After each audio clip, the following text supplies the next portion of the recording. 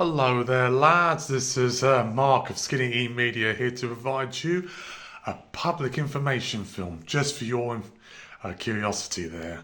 So, as it turns out, for convenience sake, I decided to do a postal ballot, but I decided to, cover my name for legal reasons. But I decided to show you that voting time is going to be coming, particularly on the 4th of July, which also is known as American Independence Day, which is quite coincidental. But having the legal right to vote in both British and American elections is very much a privilege indeed, and no one can take that away from me. It's unfortunate that I won't be able to vote for EU elections this time like I did previously because of Brexit. So there is a bit of a downside, but nevertheless, because when you're from Kent or Hertfordshire, most of them probably wouldn't vote for remaining in the EU anyways. But nevertheless, these are the following steps that you have to take. And by covering my name as much as I could, these are the following steps. All the information is there for which to follow. A, B, C, D, E, F, G. And don't forget the most important aspect for those who probably don't learn a lot about political science or skip their humanities courses. You don't vote for your prime minister. You vote based on which constituency you're in by your party. Oh.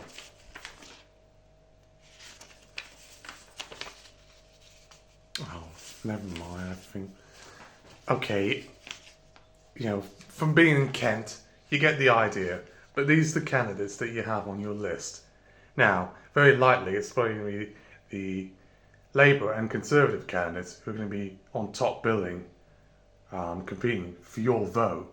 Now, Reform is very much going to likely have the upper hand as far as trying to get some edge of the vote concerned, but it's very likely going to be either a Conservative or Labour. But in my area, it's usually Tories that usually tend to have the upper hand. But this could be a moment where they don't win because of how unpopular they are, particularly when it came to issues regarding inflation, the cost of living, Brexit, fatigue, and just general economic woes that are making more people go for the rose or the one that goes with the arrow because, they're going to do something about those bloody boats and fucking migrants coming over here taking your job and whatever in between. I don't need to state what my political beliefs are, but it's very likely I'm not going to vote Conservative or Reform, British Democrat, and I'm probably not going to vote for Labour. So you can put two and two together and I won't say much else. But this is important as far as your voting concerns are being resolved and answered. Don't take it for granted.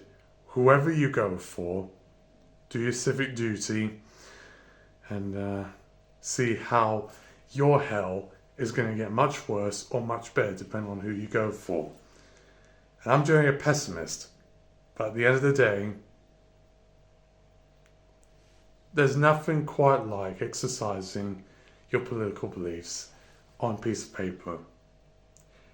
And I hope it stays that way and hope people don't stuff ballots in of fraudulent ones calling for the more authoritarian or populist candidate like you see in Russia with Putin, or like in Iran where they use guns as a vote of intimidation to get you to support the leading party. Or what Trump is doing right now by intimidating people to go for him, otherwise you won't get re-elected. And that's even with his own people in Congress, House, and the Senate, and people who work in the assemblies throughout each state. It's terrifying. So I'm going to deliver this very same message for the November elections in America.